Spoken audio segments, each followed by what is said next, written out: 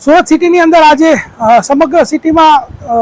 તમામ police સ્ટેશનોમાં zone wise ટીમો બનાવીને મેડિકલ જે સ્ટોર છે કે જેઓ કોડિન અને જે પ્રતિબંધિત દવાઓ છે ટ્રામોઝોલ વગેરે જે વેચતા હોય છે એના અંદર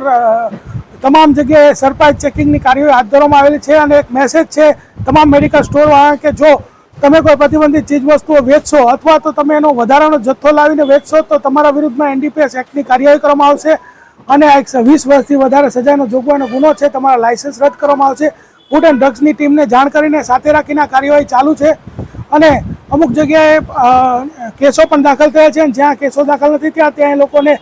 તાકીદ કરવામાં આવે છે, એમના રજિસ્ટરો ચેક કરવામાં આવે છે, એમના CCTVના ફૂટેજ ચેક કરવામાં આવે છે અને